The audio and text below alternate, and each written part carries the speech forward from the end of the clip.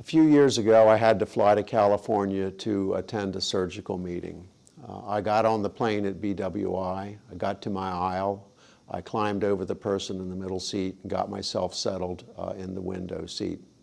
After buckling in, the individual in the middle seat turned to me and said, "Dr. Jarrell, you don't remember me, do you?" I turned and looked at him, and of course, I didn't remember him. It was a long time ago. And as like most surgeons, I can see an incision and remember what I did very well, but I couldn't do that on the plane, obviously. So he went on to tell me that in 1985, no one in Philadelphia would transplant his liver. You see, he had hepatitis C.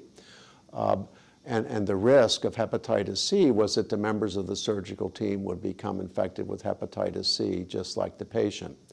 However, we made a decision to go ahead and do his transplantation. It went very well. And here he is now 30 years later with a happy family, a successful construction company, couldn't be more happy with life. We talked for many hours after that on the plane. But what he was referring to about hepatitis C is not only was there not a cure, there was also great risk to those involved in his care. And yet, look today, hepatitis C is curable, liver transplant has become routine. I could tell you the same story about HIV, about Ebola virus. There are many good examples of this. Every one of us came to UMB for the same reason that I transplanted that patient.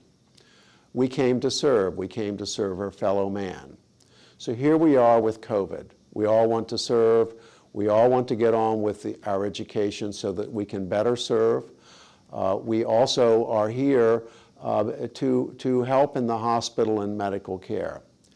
But we can't do that right now. The news from Italy and California is clear. We can't serve anyone well until there is a clear path forward and we can serve in a safe manner. So, just like you, I am disappointed that we cannot teach in the business as usual manner. We have to adapt. We have to adapt to remote learning methods, and there are many available.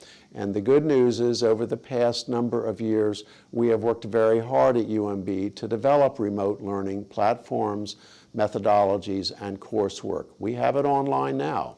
The good news is also that UMB's information technology infrastructure is strong and secure and reliable. The bad news is we still have catch-up to do in some areas. But UMB has a reputation for doing things right, and we will get this right as well, with your help, with your patience, with your indulgence, and most important, with your bright ideas on how we can do this better. We in the administration and the schools are working very hard on your behalf and on behalf of all of those affected with this virus. It's difficult to make decisions in this difficult time. We have incomplete data. All the decisions have high stakes to them, and yet we will do that. Because at UMB we lead by example. I ask you to do the same. I need all of you to have your oars in the water, pulling in the same direction, to make each of you safe, to make us safe as a community, to continue our education, and to help those in need. I ask your indulgence, and I ask for your partnership at all levels to get us through this very difficult time. UMB, yet again, will be a shining example of how great we are in service of our fellow man.